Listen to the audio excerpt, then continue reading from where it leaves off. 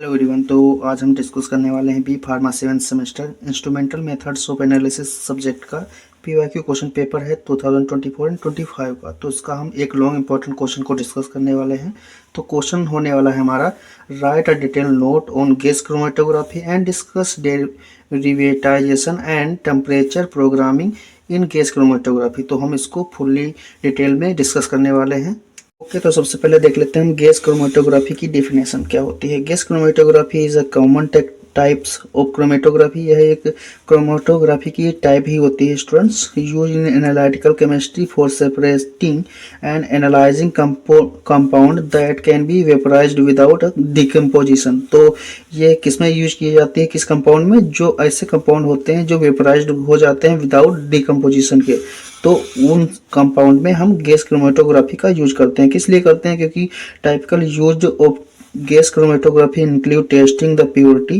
किसके लिए हम टेस्ट करते हैं? प्योरिटी को जानने के लिए ऑफ पार्टिकुलर सब्सटेंस। तो किसी भी सब्सटेंस की प्योरिटी कितनी कैसी क्या है, तो उसको चेक करने के लिए हम गैस क्रोमेटोग्राफी का यूज करते हैं। Separating the different component of a mixture. तो किसी मिक्सचर में अगर हम गैस क्रोमेटोग्राफी का यूज करते हैं तो हम उसको चेक करते हैं कि इसमें प्योरिटी कितनी है सब्सटेंस की। अब देख लेते हैं डेरिवेटाइजेशन टेक्निक्स क्यों यूज की जाती है गैस क्रोमेटोग्राफी के लिए। तो gas chromatography is best possible techniques for separation of volatile compound, like जैसे जो ऐसे कंपाउंड होते हैं जो वेपराइज्ड फॉर्म में कन्वर्ट हो जाते हैं, तो उन्हें ही हम वोलेटाइल कंपाउंड बोलते हैं, which are thermally stable during process.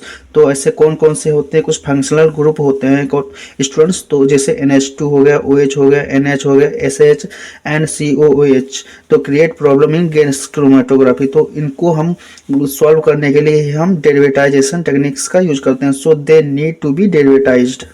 Derivatization is the process of chemically modifying a compound. किसी भी कंपाउंड को हम केमिकली मॉडिफाइड कर देते हैं इस प्रोसेस के द्वारा, तो to produce a new compound which has properties that are suitable for analyzing in gas chromatography. Plus अब देख लेते हैं हम इंपॉर्टेंस ऑफ डेरिवेटाइजेशन। तो कुछ इंपॉर्टेंस क्या होती है, हमने पहले भी देखा कि कुछ कंपाउंड्स आ जाते हैं जिनकी वजह से हमारी जो गैस क्रोमेटोग्राफी होती है वो डिफेक्ट हो जाती है। तो इसी को increase volatility elimination of polar group, like OH हो गया, आपका NH हो गया, एंड SH हो गया। Derivatization targets oxygen, sulphur, nitrogen and phosphorus functional group. तो इसी पर हम डेरिवेटाइजेशन टारगेट करती है, किस पे? Oxygen, sulphur, nitrogen and phosphorus functional group पर टारगेट करती है। इंक्रीज्ड डिटेक्टिबिलिटी, तो ये जो कंपाउंड ग्रुप होते हैं उनको डिटेक्ट करती है, इसकी डिटेक्टिबिलिटी को इंक्रीज करती है। इंक्रीज स्टेबिलिटी, और जो स्टेबिलिटी होती है हमारे कंपाउंड की गैस क्रोमेटोग्राफी की, तो उसकी स्टेबिलिटी को भी इंक्रीज करती है।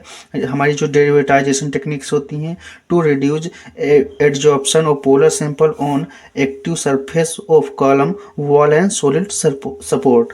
तो हमारा जो इम्पोर्टेंट होता है, इम्पोर्टेंस है डेरिवेटाइजेशन टेक्निक्स का, तो ये हो गए। ओके, तो डेरिवेटाइजेशन टेक्निक्स में जो हमारा टेम्परेचर प्रोग्रामिंग होती है, कैसे किस प्रकार होती है, उसको हम देख लेते हैं। Column temperature is an important variable which should be controlled for better result. Better result पाने के लिए हम टेम्परेचर प्रोग्रामिंग करते हैं। The optimum temperature of the column depend upon boiling point. Boiling point पर डिपेंड करता है of the sample and degree of separation. तो कितनी डिग्री सेपरेशन होगा और उसकी जो बॉइलिंग पॉइंट है सैंपल की, उस पर हम डिपेंड करते हैं जो टेम्परेचर होगा हमारा।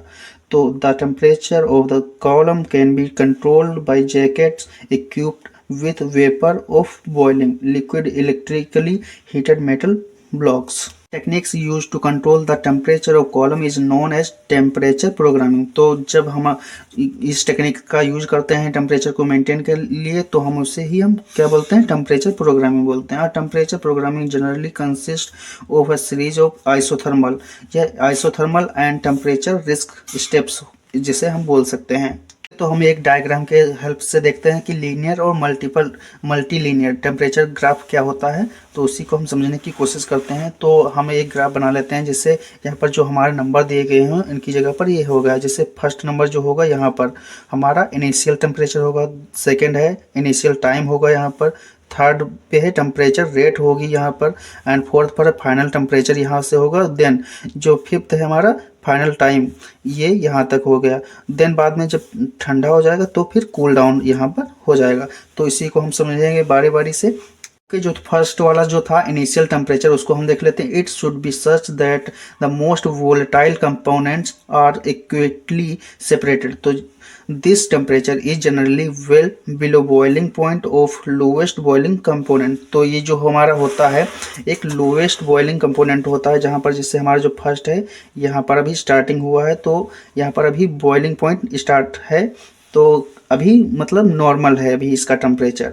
अब सेकेंड वाला देख लेते हैं, फाइनल टेम्परेचर जिससे बोलते हैं। वो जो फाइनल टेम्परेचर होता है फोर्थ नंबर वाला है। तो it should be such that highest boiling component should leave the column properly separated. तो यहाँ पर आप देख भी सकते हैं कि ये जो हमारा है फोर्थ नंबर पर, ये जो जिसे हम फाइनल टेम्परेचर बोलते हैं, यहाँ पर हमारा जो कंपोनेंट होगा सैंपल होगा फुल्ली ये गर्म हो चुका होगा, बॉयल हो चुका होगा। तो इसी के बारे में है।